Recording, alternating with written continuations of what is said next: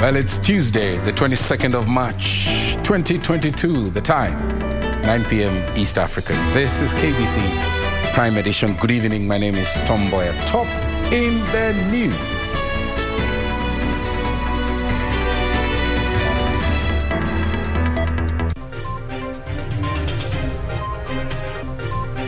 MPs reject proposals to disclose the source of campaign funds.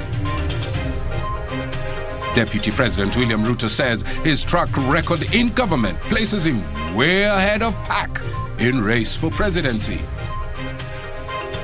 Kenya marks World Water Day with calls on government to award environmental conservation champions.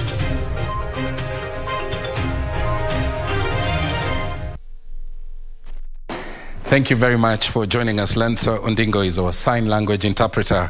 On our social media platforms, you can join us at KBC Channel 1. My Twitter handle is @Mboya24, hashtag Prime Edition. Welcome to the program. Straight to our top story. Deputy President Dr. William Ruto says that he has a track record to prove he has capability to be the country's 5th president. Ruto, who took the Kenya Kwanza campaigns to Narok County, said his opponents have nothing to show for the time that they've served in government. The deputy president was speaking at a rally to launch the gubernatorial bid of former CAS Patrick Ole Ntutu, who is vying on a UDA ticket. JJ Curia opens our coverage tonight with that political story. With opinion polls indicating that Narok County is a battleground county between the Azimio la Umoja coalition and the Kenya Kwanza alliance, Deputy President Dr. William Ruto led the latter's luminaries to popularize the bottom-up economic model in the county. Ruto claiming that his record as deputy president is proof that once elected president, he will deliver on his promises. Si mimi nimekuwa deputy president. Mimi nikiwa deputy president katika hii Narok. Si barabara ya kutoka kule Narok town mpaka Sekenani tumetengeneza. Si tumetengeneza kilomita 400 mpya ya lami hapa Narok. Ni kweli ama si kweli? Si tumewaunganishia stima kutoka watu 20,000 mpaka watu 90,000. Ni kweli ama si kweli? Si tumewawekea equipment ya milioni 500 katika hospitali yenu ya Narok hapa mpaka mko na ICU. Ni kweli ama si kweli? Si tumejenga technical training colleges 6 mpya ya watoto wa Narok County. Ni kweli ama si kweli? The deputy president lashing out at his arch rival, the Azimio la Umoja coalition flag bearer Raila Odinga, accusing him of having nothing to show for the years he served in government. Miaka ndio hiyo. Mimi nataka niulize, kama hajafanya kazi miaka hii yote, akishafika miaka 80 ndiye atajua kuanza kupanga kazi? Ndiye atakuwa ameanza kupanga kazi? In 2017, 55% of the vote went to Jubilee Party. But now, the Kenya Kwanza Brigade is calling on the electorate to vote overwhelmingly for the coalition. Musikubali tuuziwe uoga. Musikubali tuuziwe mambo ya bure. Mimi nataka niwaambie, system ambayo itatengeneza serikali inayokuja ni system ya wananchi. Deep state ambayo itatengeneza serikali inayokuja ni deep state ya wananchi. Kura zenu na uamuzi wenu ndio utatengeneza serikali ya Kenya inayokuja. Yule kama Brazilio ni kama yule kupe anadadia ngozi na ng'ombe itiwe sana. Tunaona wewe tuachane na mambo ya Azimio. Tunataka Kenya iwe ya Wakenya wote kutoka chini kwenda juu. Na ndio tuko hapa kuambia mwezi wa 8 itakuwa kura ya kurudisha chini bei ya unga. The leaders further called on residents to reject divisive politics, claiming all communities are welcome to live in Narok County. Na wacha nitoe onyo mbele yenu ya kwamba tumekuwa na wandugu zangu wa pande ile wanatishia watu ya kwamba wakikuwa watapata hii ugavana, kuna wengine watadhulumiwa. Si mmesikia hiyo maneno? Mimi nimesema nikiwa mgavana wenu nitahakikisha ya kwamba kila kabila, tuko na kabila 45 ya Wakenya ambayo wako Narok County. John Jacob Kuria, Prime Edition. Well, as the Deputy President campaigned in Narok, members of Parliament have rejected a proposal to have a candidate or a political party disclose the source of their campaign funds. The MPs also took issue with the Election Campaign Financing Bill 2021 proposal that the Auditor General campaign funds, terming it untenable, and that the mandate of that office should be restricted to only auditing public funds. Here is that report. Resumed its sitting from a 2-week recess on Tuesday with a heated debate on the Election Campaign Financing Amendment Bill 2021. The MPs opposing a proposal to have political aspirants formulate committees to oversee the use of campaign funds. The legislators also termed as unfair a proposal to have surplus funds after campaigns surrender to charity organizations. So why should I make a report to a political party which does not give me even a shilling? On what principle?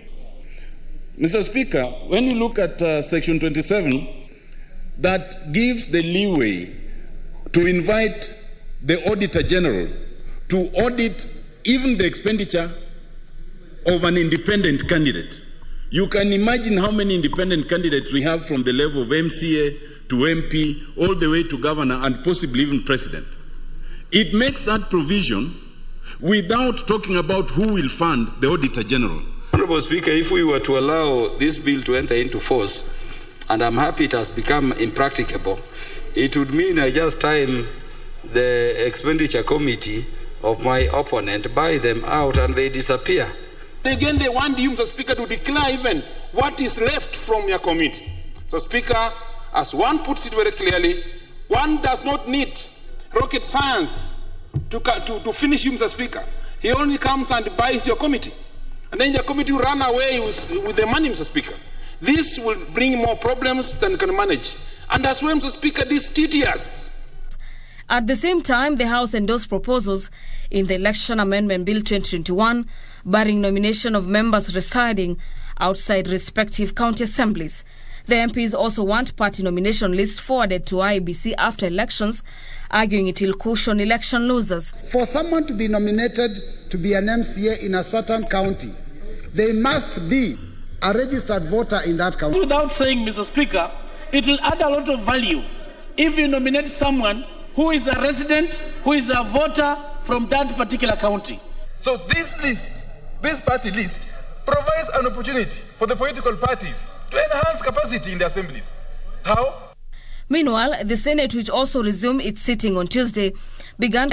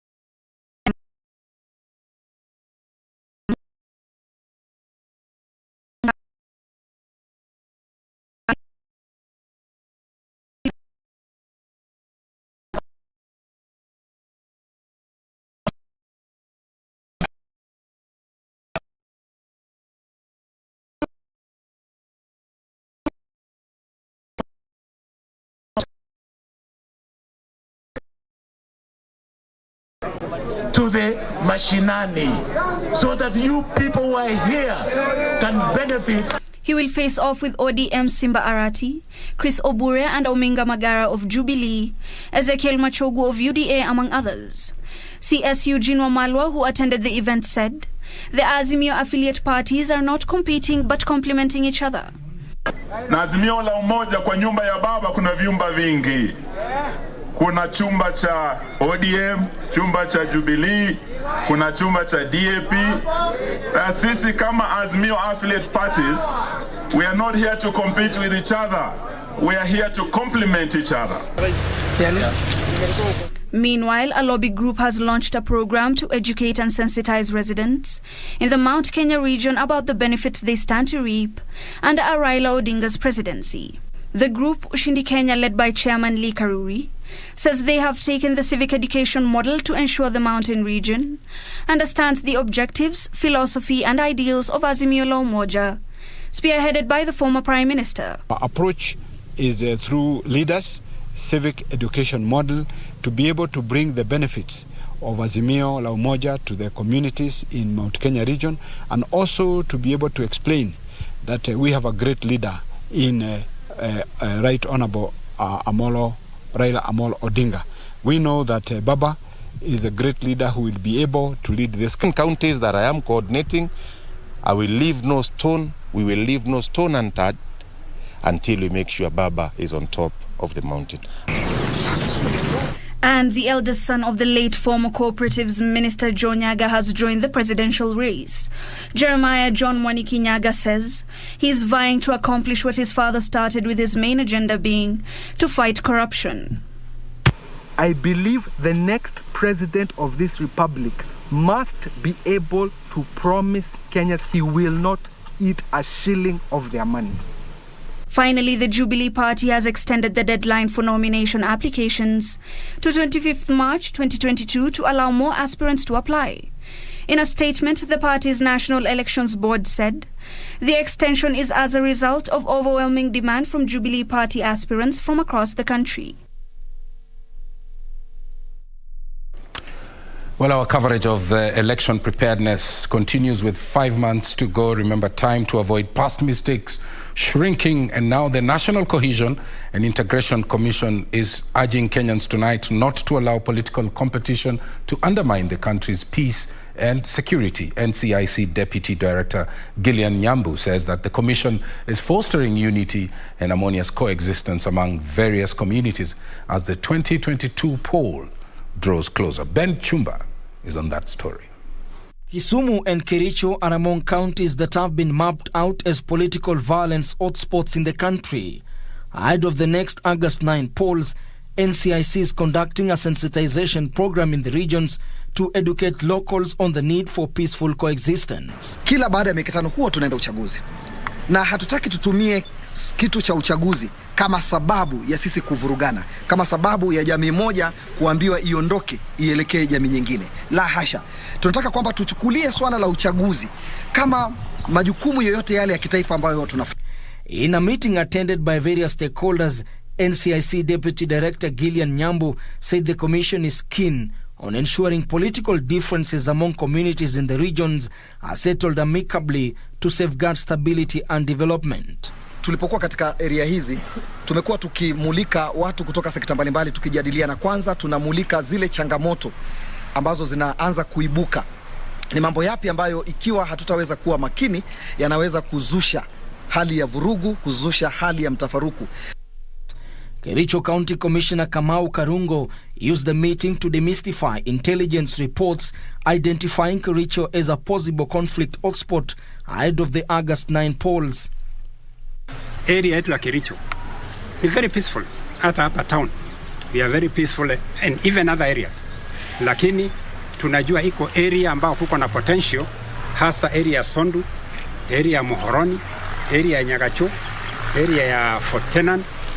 Tusipoweka mikakati, hiyo shida inaweza tokezea. In Mombasa, Jubilee Party leaders have declared their preparedness to carry out campaigns for their grassroots candidates.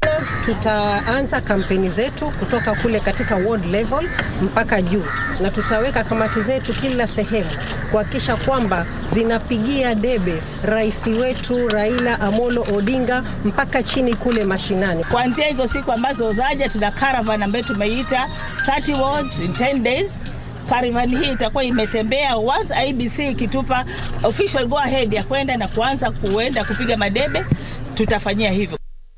The leaders who spoke at Mama Ngina Waterfront reiterated that they are confident that their candidates will win come the August poll, since the party is deeply rooted in the county.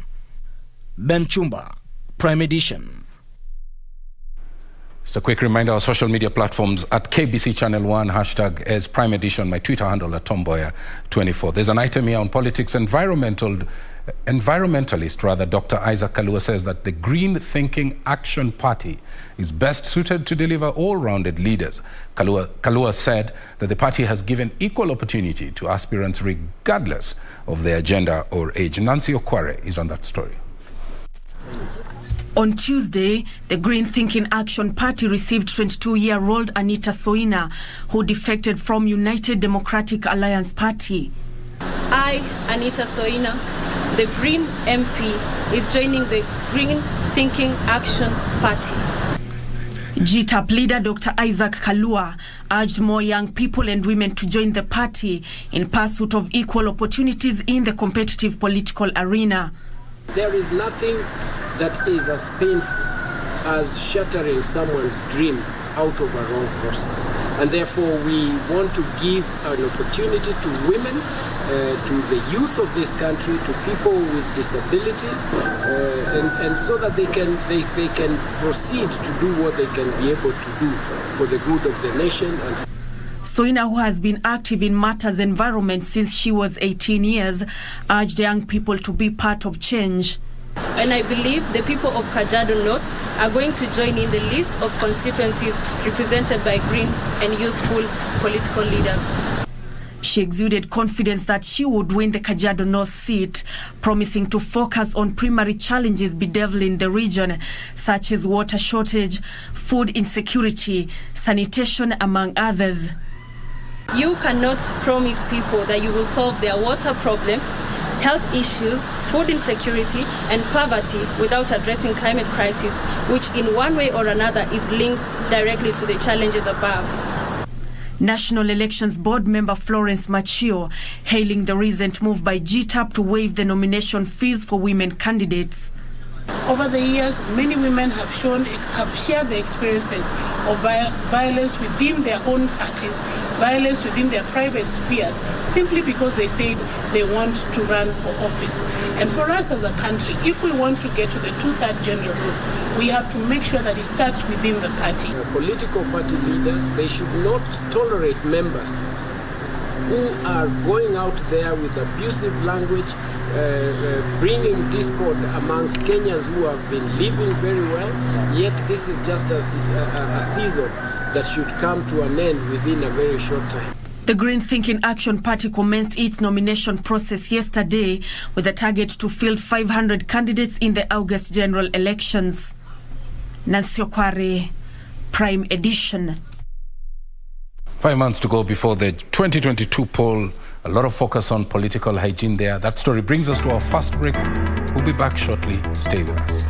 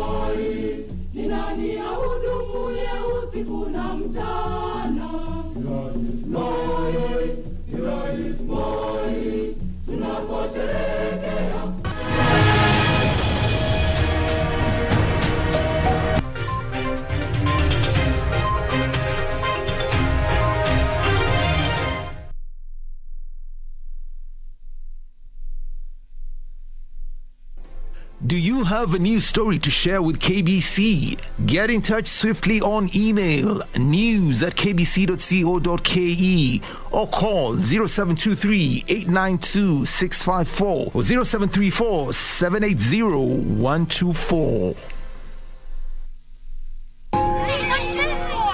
Nilipoanza kukohoa, kuhisi maumivu kwa kifua, uchovu mwilini, joto jingi mwilini, kutokwa na jasho jingi usiku, kukosa hamu ya chakula na kupoteza uzito haraka.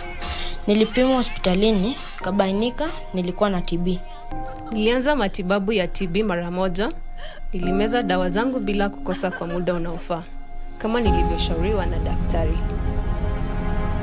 Ugonjwa wa TB sio uchawi.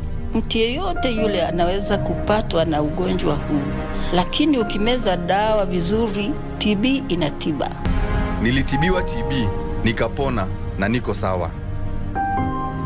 TB inatiba. Pata matibabu bila malipo katika hospitali zote za umma. Tujijali, tumalize TB.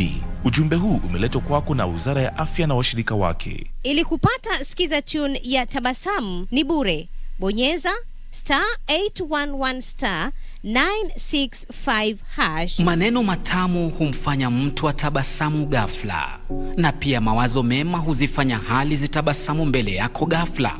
Hali ngumu zikawa nyepesi, hali tete zikatamanika. Ila unaponuna pia hali zinanuna. Hebu jifunze kutabasamu. Kupata skiza tune ya Tabasamu ni bure. Bonyeza *811 *965#. *811 *965#.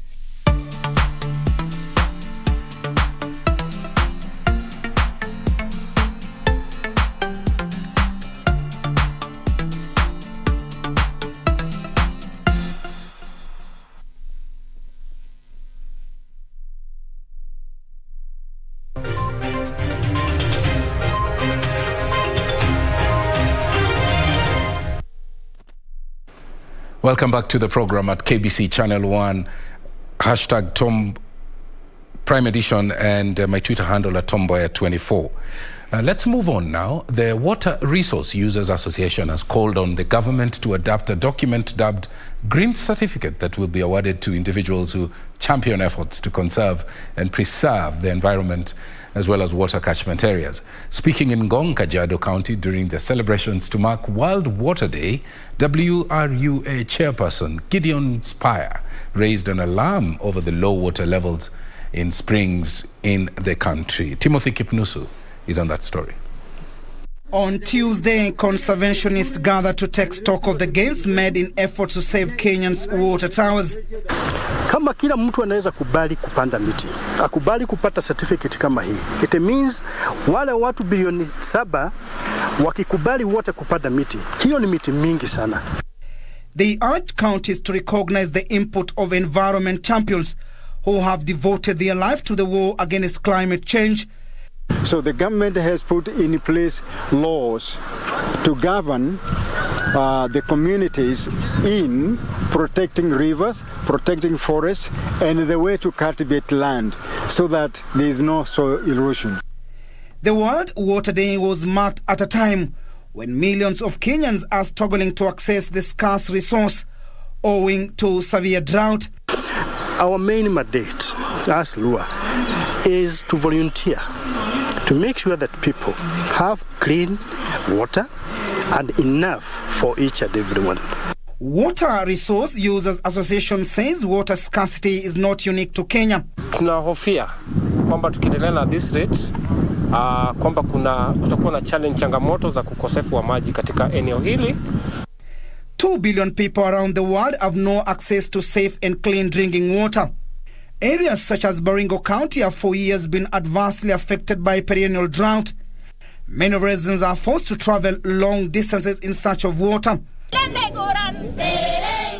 To mitigate the effects of drought, the Baringo County government recently sung a bowl for residents in Kaila village, Baringo South. For the last 5 months, we have not experienced rainfall.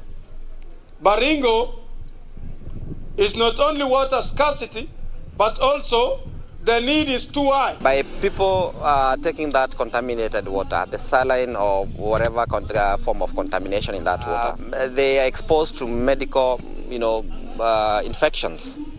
The World Water Day is observed on March 22nd every year to educate the public on the importance of water to the whole world and to raise awareness about the water crisis. The day also highlights the necessary improvement for access to water hygiene facilities and sanitation in all countries. The theme of this year's celebration is underground water, making the invisible visible. Even as Kenya joins other countries in the world to celebrate and commemorate World Water Day, the challenge that has been put on the spot to the Ministry of Environment, together that with the Ministry of Water, is to ensure that they deal decisively with those who are going against the laws that have been put in place in ensuring the water catchment areas and the rivers are protected. Timothy Kipnoso for Prime Edition, Kajiado County. Very well. A section of members of parliament from arid regions want government to increase supply of relief food and fodder for livestock in drought-stricken areas. Led by Wajir East Member of Parliament Rashid Kasim, and legislators also want the government to fund the Kenya Meat Commission to enable it undertake a livestock take-off program in the arid and semi-arid regions. I beg your pardon. Hakuna mtu ambao anaweza kuishi bila maji duniani. Sisi tuko bila maji. Mangasa hakuna, hii ukame ni zaidi sana. Ahmed Hussein, a resident of Mandera East Sub-County, is worried of losing his entire livestock to drought this year. Hussein is among hundreds of residents who depend on livestock for a living.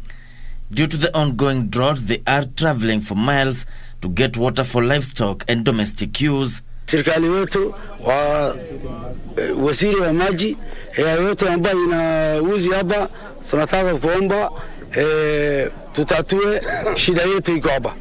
Sentiments echoed at Parliament by Wajir East Member of Parliament Rashid Kasim, who claims lives have been lost due to the ongoing drought. Arid and semi-arid counties are 23 in number. They have not been rained for the subsequent 2 other seasons. And what we have realized is that today, as we speak, most of these sub-counties have reported death of people. In this county, it's about 1 month or so ago when we have reported in places of Wajir East and other counties of Tarbaj and some other parts of Wajir West. So for anybody to suggest that there was no death, I think he's misrepresenting the figures that are on the ground. Samburu County MP Maison Leshamo and her Samburu North counterpart Alois Lentoimanga calling on the Special Programs Principal Secretary Nelson Marwa to increase supply of relief food in arid areas. Hakuna mtu sahi Msamburu akona mali, akona ng'ombe, akona mbuzi, akona chochote ya mali. Yote zimeisha. Watu wamekimbia kutafuta nyasi, wamekimbia kutafuta maji, na zote zimeisha. Ile inabaki sahi. Na nataka kuambia pia sasikise vizuri. Hakuna haja kuongea juu ya ofisi, afadhali angekuwa anaweza kutembea kwenda kujionea mwenyewe ile area bile ziko. Pastoralists are really ravaged by prolonged drought. Most animals are out of Samburu North, out of Samburu County. They have gone as far as Isiolo, Mount Kenya, Nakuru, Nyandarua. Na zile zimebaki zimeisha, zimekufa kabisa. Carcasses are all over the place. This as Samburu County government distributed 700 Somali camels worth 48 million shillings in Samburu East Sub-County. The county's executive member in charge of agriculture, Benedict Lentumunai, says the camel distribution program will help boost the region's milk production. Watu watasaidika sana na tunawahofia kwamba watapata maziwa kila wakati. Wakiweka mzuri, kushunga, sio kuuza, hii ngamia itakuja kusaidia Wasamburu sana. Gishoki Washira, Prime Edition.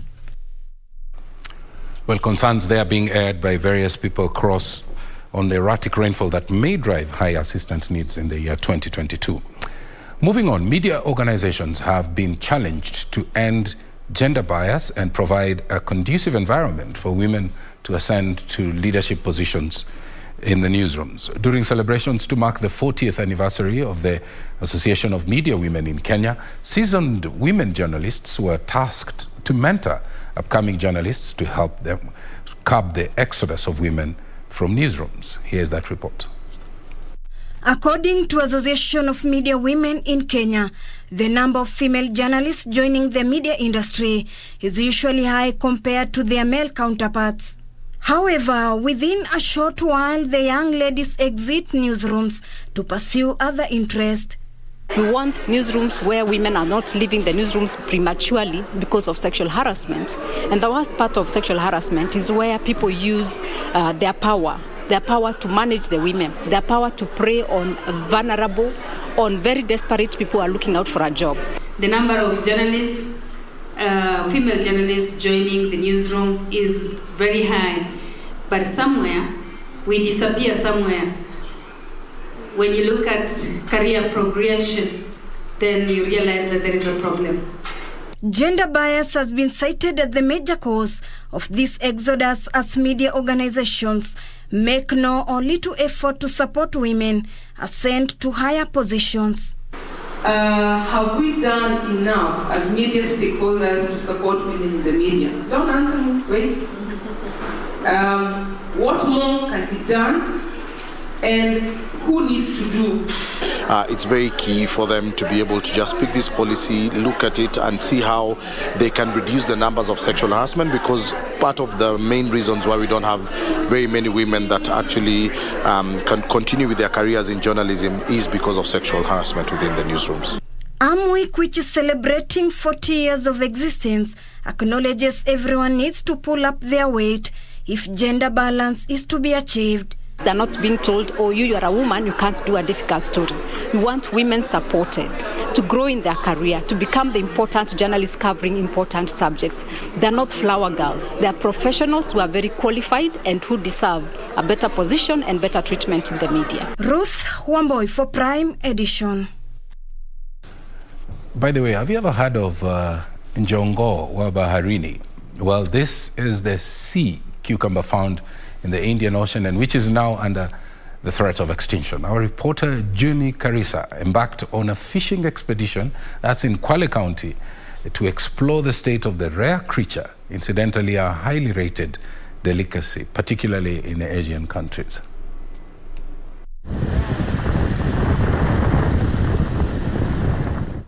Increased ocean acidity in surface water along the Kenyan coastline has threatened the extinction of coral reefs, a critical hub of the rich oceanic biodiversity.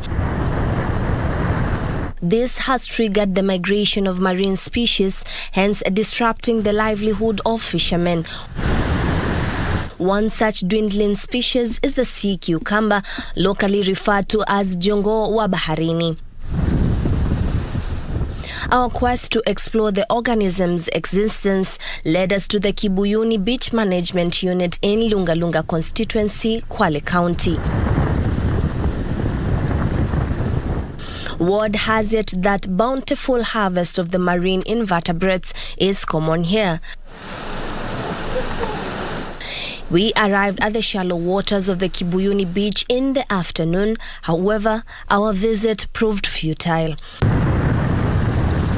After 7 days, just on the onset of the springtide, we made our way back at the crack of dawn to join the fisherfolk during their routine expedition. Alas, we hit the jackpot. Not every fisherman is cut out for this trade.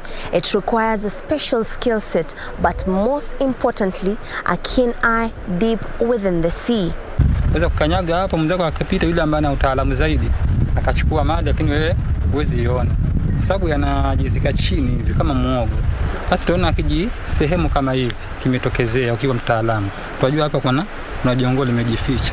Sasa washika tu kama hivi mchanga ukatoa. The ocean has sustained the livelihood of Abdallah Kimosha's family, a renowned sea cucumber fisherman who has been in it for the past 29 years. Kimosha says customers' preference for freshly harvested cucumbers triggered him to learn the trade. Kanunua kwetu sisi wabichi, akipika na muangalia. Nikimwangalia mpaka nikipata ule uzoefu ile kazi. The more peculiar the omnivore species' leathery skin is, the more expensive the catch. Its value addition process requires a not so technical approach. Nenda chini ya bahari kama hivi, utakuta sehemu ambayo iko na maji, na yaosha vizuri, nachukua brush na yapiga, na yatoa mchanga ulio ndani ili yasiweze kupata, maana ule mchanga ndio unaharibu. For Bakari Mohammed, the COVID-19 pandemic hit the business hard, forcing fishermen to lower their prices. Bura alikuwa tunamuuza shilingi 2,400. Jongo tairi alikuwa tunamuuza shilingi 1,600. According to Mohammed, artisan fishing methods have however limited the exploration of such camouflage species to its full potential. Si tungependa ufema jongo wale watu wa soko wawe karibu na sisi, sababu soko liko mbali sana. Kitu tunachohitaji ni zipata kama feba na mashine yake na flippers ndani vioo, ili kupata wale wavuvi ambao ni wazamizi wakaweza kuniaskoti nikapata mzigo wa kutosha. Marine experts note that Holothuria ultra, popularly known as the black sea cucumber, as well as the Leucos pilota, popularly known as the black Tarzan, are the most common species of the 17 species found along the Kenyan seabed.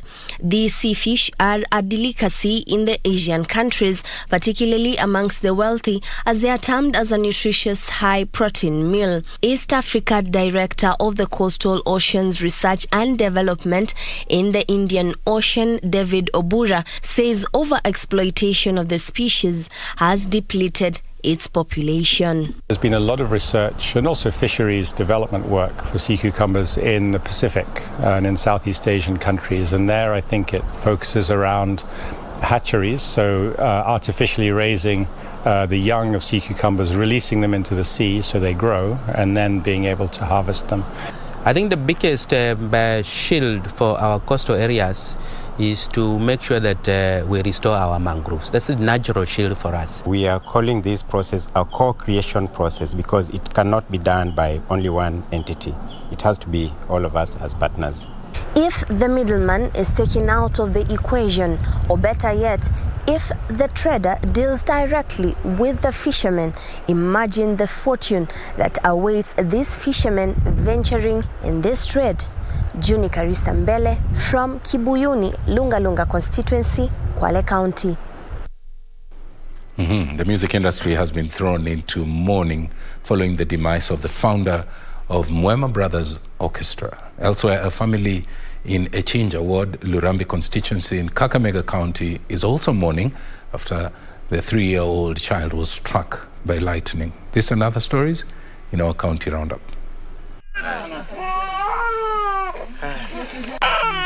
A somber mood engulfed in Echinja Ward, Lurambi constituency, Kakamega County, after a child was struck by lightning. The area is currently experiencing heavy rain, and residents are calling on relevant authorities to erect lightning arresters to help reduce such cases. Kuomba serikali tusaidie kiti ya kushika hiyo radi izurudi hata kwa boma nyingine, hata kwangu mwenyewe sitaki irudi. Nataka tu kwetu tunyeshe mzuri tupande vyakula vyetu. In Kisumu, traders who formerly operated at Lagwani Beach in Kisumu have expressed frustrations at the pace of Uhuru Business Complex completion process. The traders who were evicted in 2019 were promised allotment at the newly built complex, but are yet to occupy the space. They were told hapa ndani tufanye kazi hapa ndani, lakini vile tulianza kufanya kazi wakatazwa tena tusianze kazi. Sasa tujui nini nafanyika hapa. We were told that we are going to start working at the end of February. It is March now. In Nairobi, civil society organizations working in the reproductive health and human rights from different settlements in Nairobi County held demonstrations to protest what they term as a draconian policy that undermines the gains made in provision of reproductive health services. If I'm raped, if I'm a woman and I don't nikisikia niko na mimba sina uwezo ama situation hiyo mimba nasikia siwezi iweka sababu ni ya rape, nafaa nipatiwe haki ya kuitoa. Elsewhere, residents of Ngarimara area of Isiolo County have accused some government officials of neglect and inaction following a daylight raid on the area by suspected armed bandits. The locals say they feel neglected by the state and area leaders in the wake of the attack.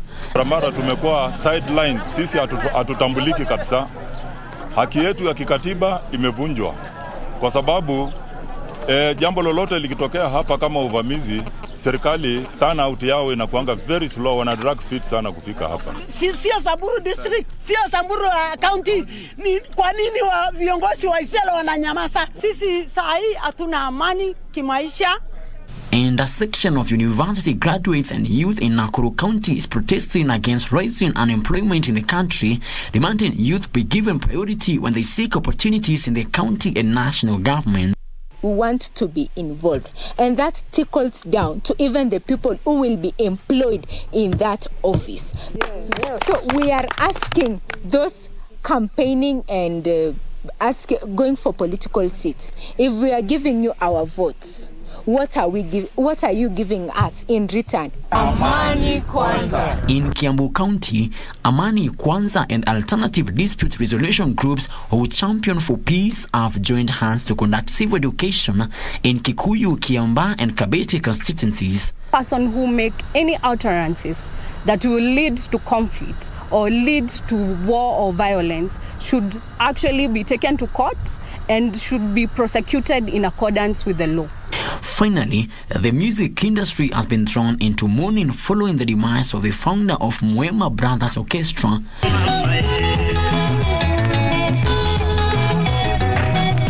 Edward Nganga Mboya died on Monday in Kitui County at the age of 71 after suffering a second bout of stroke.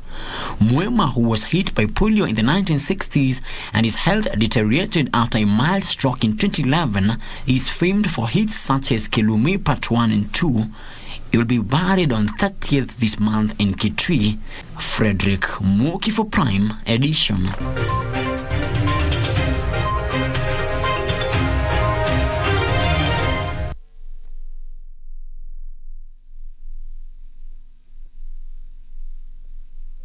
Nilipimwa hospitalini, kabainika nilikuwa na TB. Nilianza matibabu ya TB mara moja. Nilimeza dawa zangu bila kukosa kwa muda unaofaa, kama nilivyoshauriwa na daktari.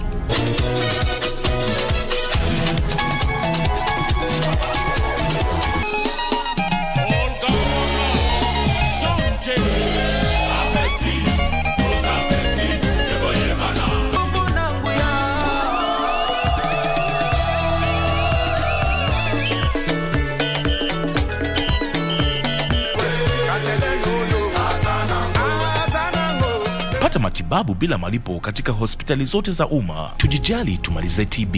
Ujumbe huu umeletwa kwako na Wizara ya Afya na washirika wake. Mundos divididos por una sombra de traición. I cannot do anything to stop those three.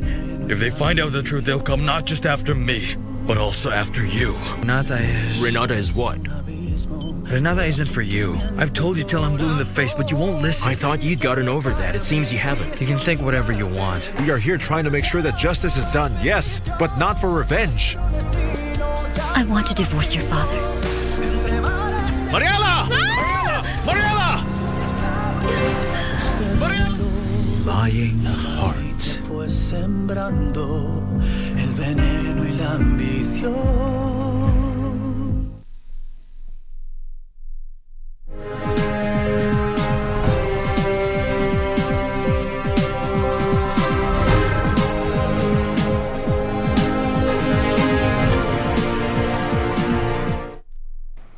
Welcome back. Let's now take a look at the latest in the world of business.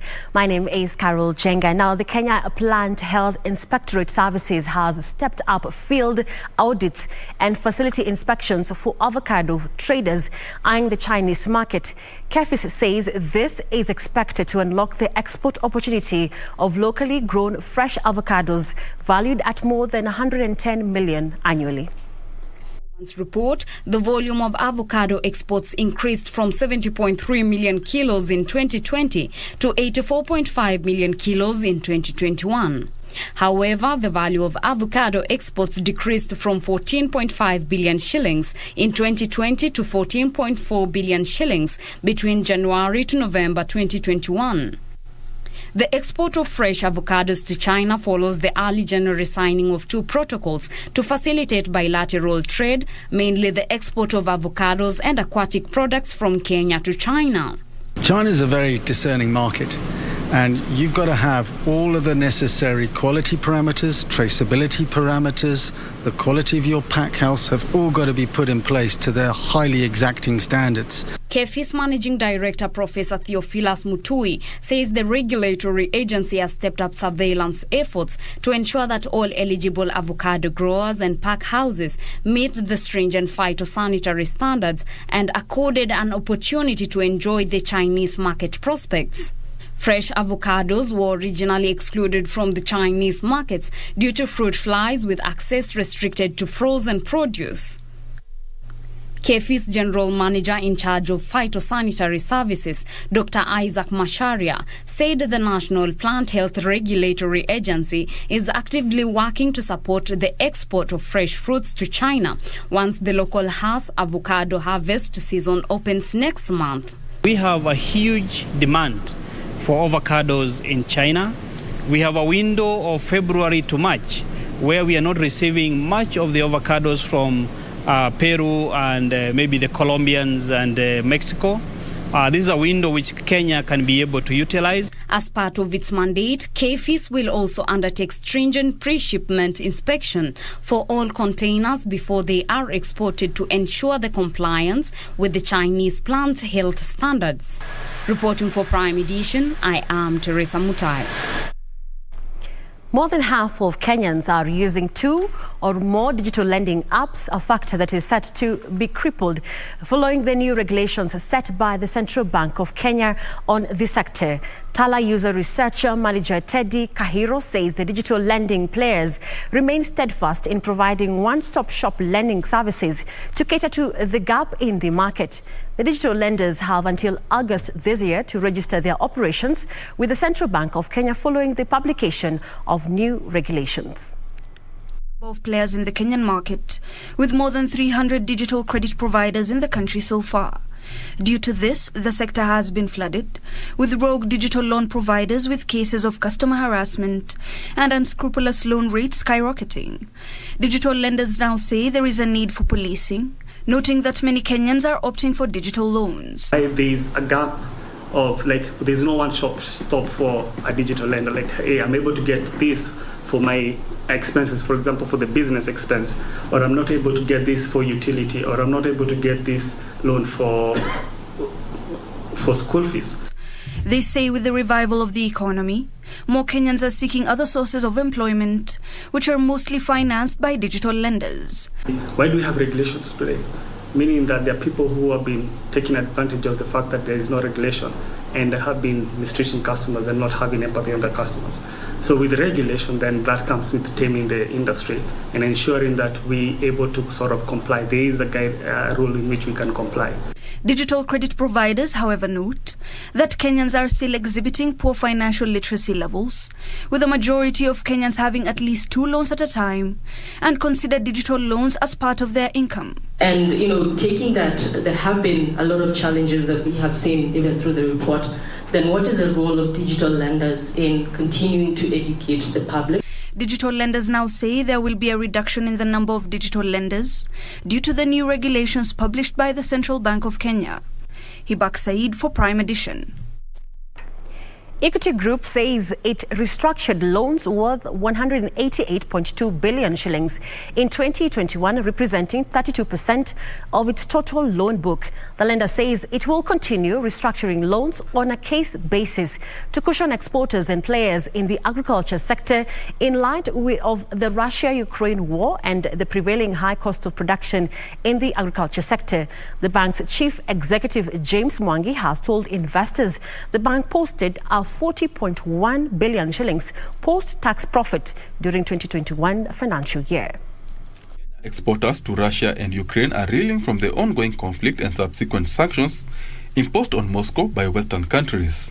This has seen exporters miss out on the 10 billion shillings worth of horticulture sales to Russia. Equity Bank says it plans to restructure loans of the affected exporters and farmers to cushion them from further losses. Russia has brought in another dimension, and we see that the cost of living index is likely to be affected by wheat and oil as some of the consumer basket. With the rising cost of fertilizer, the lender says it will increase investment in the agriculture value chain to support the sector, especially during production. Equity has resolved 30% of its book must be in agriculture or food in agriculture. Speaking at an investors meeting, Equity Group Chief Executive James Mwangi has announced that the bank posted a 40.1 billion shillings post-tax profit for its 2021 financial year. This represents a 99% year-on-year growth. The growth was driven by high interest income that increased by 25% to 68.8 billion shillings, driven by growth in loan book to 587.8 billion shillings, up from 477.8 billion shillings, and growth in government securities investment to 394.1 billion from 217 billion, and a 2.7% drop in non-performing loans. Profits before tax have gone up by 134%, while profit after tax have gone up by 99% to hit 40 billion shillings. Customers' deposits grew by the same margins to 959 billion shillings from 740.8 billion shillings. The lender will pay 11.3 billion shillings in dividends, with shareholders receiving 3 shillings per share, representing a 50% increase from the last payout in 2019. Benson Rioba reporting for Prime Edition. That is how we wrap up business news for tonight. My name is Carol Jenga, but before I go, here is the county fact file, and tonight we are featuring Kwale County, and later on, sports update.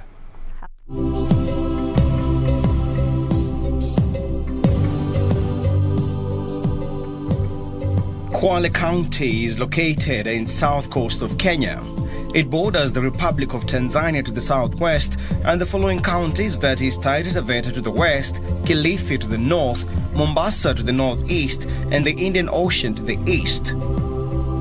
Kwale County covers a total surface area of 8,270 kilometers squared, with a population of 649,931, according to the 2019 Kenya Population and Housing Census.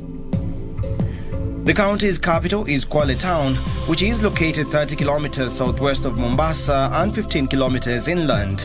It borders the Shimba Hills National Reserve. Other major towns include Ukunda, Msambweni, Kinango and Lungalunga.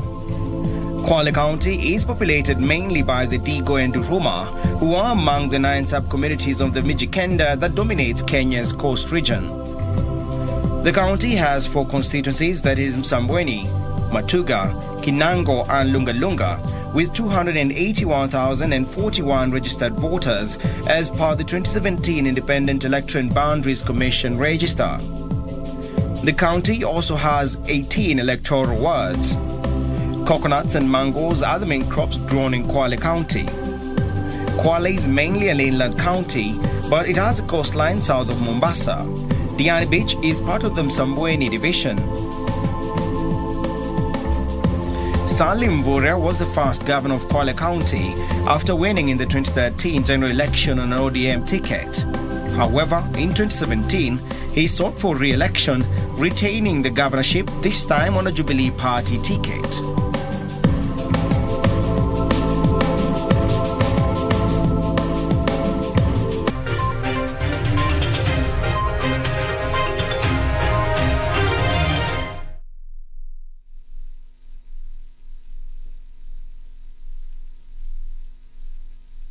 Are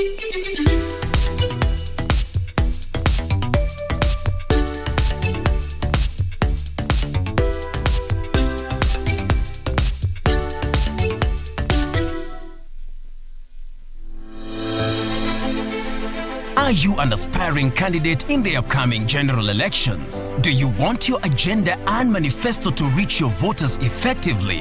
At KBC, we have the most comprehensive and credible online platform that has profiles of all prospective candidates. Log on to www.kbc.co.ke/2022 aspirants and let Kenyans know more about you, your past achievements, your manifesto, and your development agenda once you get elected to office.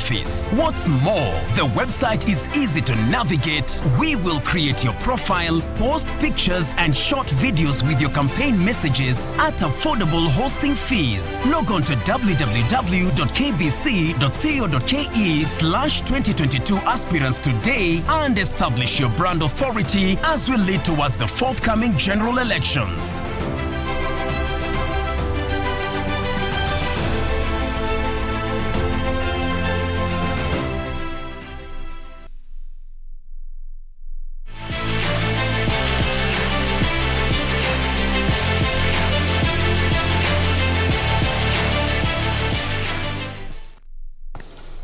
Oh, good evening and thank you for joining us for the KBC Sports Update with me, Richard Munga.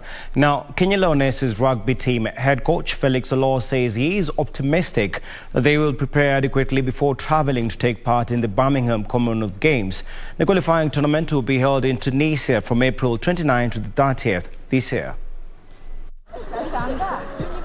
Speaking after today's training, Kenya Lioness head coach Felix Olo said that the team is very committed in their quest to qualify for the Commonwealth Games. For me, I'm happy. I'm happy with the progress because young girls are coming up very well through the ranks.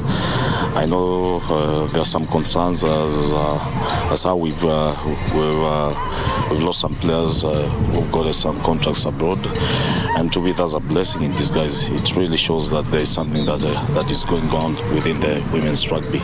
The Commonwealth Games qualifying tournament is slated for 29th and 30th of April in Tunisia.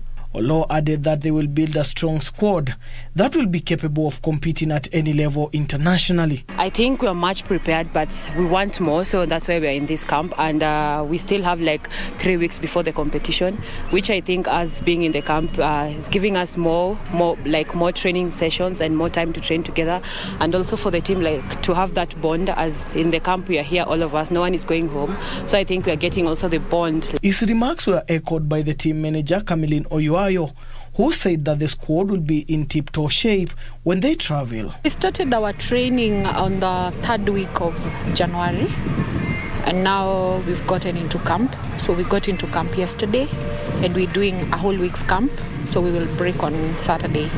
The team is currently in camp until Saturday, when they will take a 5-day break. The team has been training since yesterday and will go on the training until on Saturday ahead of the qualifier matches in Tunisia for the Commonwealth Games. For Prime Edition Sports, I'm Daniel Mwendwa. Meanwhile, the national beach volleyball teams left the country this morning ahead of the Africa Commonwealth Games qualifiers that are set to serve off this Friday in Accra, Ghana. Team Kenya comprises of 4 women and 4 men. The men's team has veterans Ibrahim Oduor, James Moneki, Nicholas Lagat and Donald Mshete, while Gudensha Makoha, Braxidi Zagala, Naomi Tu and Veronica Athiambo make up the ladies' team. The women's team were Africa's sole representatives at the Tokyo Olympic Games, while the men's team is ranked 6th in Africa. 8 teams, among them host Ghana, Mozambique, Nigeria, Kenya, Mauritius and Sierra Leone, have confirmed their participation.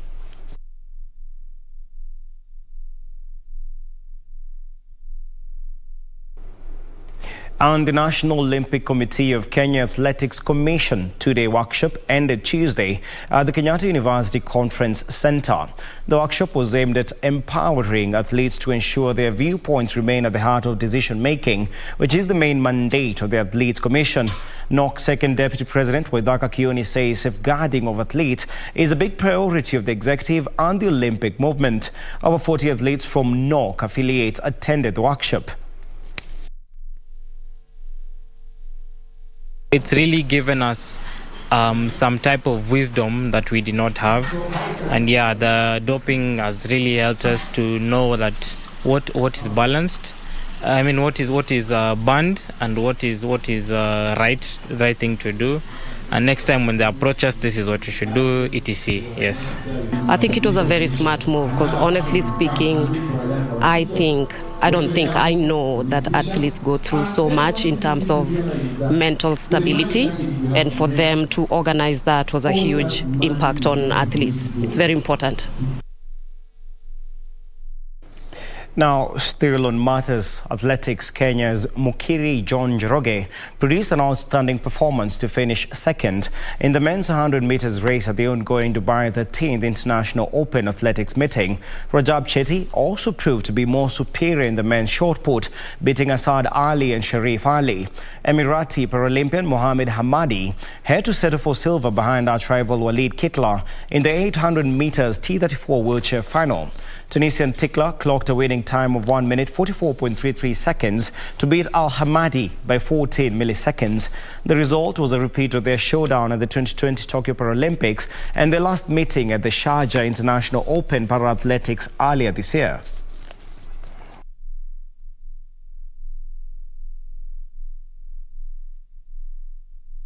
Now to a bit of basketball, where LeBron James top scored with 38 points for Los Angeles Lakers on the way to a triple-double in their 131-120 win over his former side Cleveland Cavaliers. Also, Kevin Durant scored 15 of his 37 points in the third quarter as the Brooklyn Nets beat the Utah Jazz 114-106 for their sixth victory in 7 games. The former Hornet back to Reeves. Reeves fakes a three. The four-time NBA most valuable player LeBron James, who left Cavaliers for Lakers in 2018, provided 12 assists and pulled down 11 rebounds against Cavaliers, which he led to the 2016 championships. Lakers clinched a 131-120 victory, which was their second win in the 6 games. James' decisive 38-point contribution in Cleveland, where he spent 11 years of his NBA career over 2 spells, came just a day after he became league's second all-time leading scorer. Russell Westbrook added 20 points and 11 assists, and DJ Augustin came off the bench to score 20 points for the Lakers, who are 9th in the Western Conference. Darius Garland scored with 29 points and came up with a game-high 17 assists for the Cavs, who are 6th in the Eastern Conference. Elsewhere, Kevin Durant scored 15 of his 37 points in the third quarter as Brooklyn Nets beat Utah Jazz for 114-106 for their 6th victory in the 7 games. Jason Tatum scored 36 points to lead the Boston Celtics to a 132-123 road win over Oklahoma City, where DeMar DeRozan scored 26 points against his former side to help Chicago Bulls to a 113-99 win over Toronto Raptors. Zach LaVine also hit 26 points for the Bulls as Toronto's 6-game winning streak was brought to an end. Malik Monk.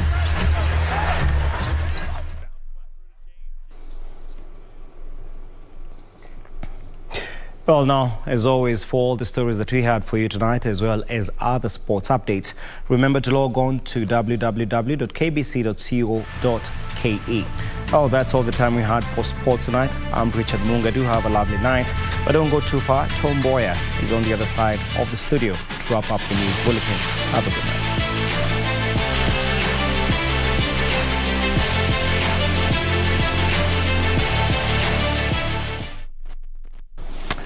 Well, that's all we had time for on the day that the COVID-19 positivity rate stood at 0.4%. No new COVID-19 related death reported. On behalf of KBC Prime dedicated team, I want to thank you for watching. My name is Mboya. Good night from Nairobi, Kenya.